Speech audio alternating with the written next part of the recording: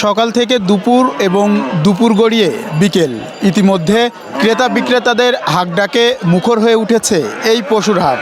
আমি এখন দাঁড়িয়ে আছি ঝিনাইদহের মহেশপুরের অন্যতম এবং সবচেয়ে বড় পুরাতন যে স্থায়ী পশু হাট রয়েছে পুরাপাড়া বাজার পশু হাটে, এবং আমরা এখানে দেখেছি ভোরের আলো ফোটার সঙ্গে সঙ্গে দেশের বিভিন্ন স্থান থেকে ক্রেতা বিক্রেতা এবং ব্যাপারীরা কিন্তু এই বাজারে আসতে শুরু করেছে। এবং আপনারা জানেন যে রাত পোহালেই পবিত্র ঈদুল আজহা অর্থাৎ কোরবানির ঈদ, এবং এই শেষ মুহূর্তের যে প্রস্তুতি সেটা কিন্তু ক্রেতা বিক্রেতা উভয় পক্ষের যে লোকজন রয়েছে তারা কিন্তু সেরে নিচ্ছে। আমি যদি একটু এই বাজার আপনাদেরকে দেখাই তাহলে আপনারা দেখতে পাচ্ছেন যে বিভিন্ন ধরনের বড় বড় সাইজ এবং ছোট মাঝারি যে গরুগুলো, সেই গরুগুলো কিন্তু এই বাজারে এসেছে। শুধু গরু নয়, আমরা দেখেছি মহিষ, ভেড়া, ছাগল সহ কোরবানিযোগ্য যে পশুগুলো রয়েছে সেই পশুগুলো কিন্তু এই বাজারে আসতে শুরু করেছে।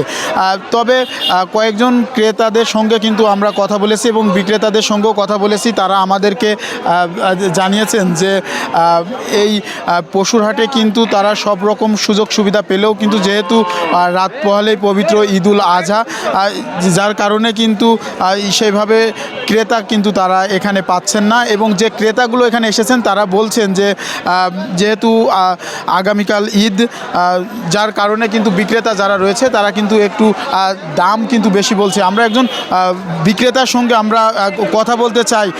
আপনি কোথা থেকে এসেছেন এবং কতগুলো গরু আপনি? বাসা এখানে, কিন্তু গরু সব বেচা কেনা হয়ে গেছে, কিন্তু দাম একটু কম। কতগুলো গরু নিয়ে এসেছিলেন? 5টা। তো কয়টা গরু বিক্রি করতে পেরেছে? তো দাম কম হওয়ার কারণটা কি কি মনে হয়? যেহেতু আগামীকাল ঈদ, আর এই হাটটা আসছে আজকের না, ঈদের উপলক্ষে হাট বসানো হয়েছে, ঈদের উপলক্ষে। এই কারণে সবাই কেউ জানে না, তার কারণে বাজারটা একটু মন্দা।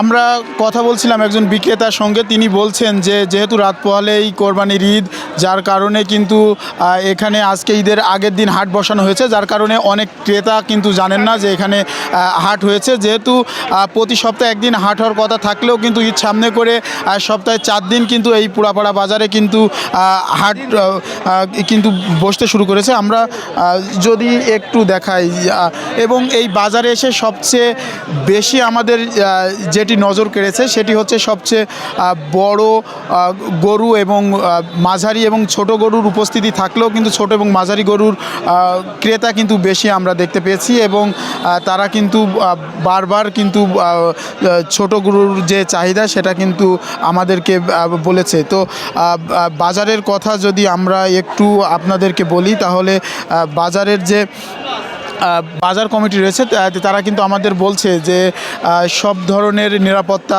জাল নোট শনাক্ত সহ অন্যান্য যে সুবিধা, সেই সুবিধা কিন্তু বাজার কমিটির পক্ষ থেকে দেওয়া হচ্ছে। এবং রাত পোহালে যেহেতু পবিত্র ঈদুল আজহা অর্থাৎ কোরবানির ঈদ, সব মিলিয়ে যে প্রস্তুতি সেটা কিন্তু ইতিমধ্যেই বিক্রেতা এবং ক্রেতারা কিন্তু সেরে ফেলছেন। তো এই ছিল ঝিনাইদহের মহেশপুরের সবচেয়ে বড় এবং পুরাতন যে স্থায়ী পশু হাট রয়েছে পুরাপাড়া বাজার, তার সর্বশেষ।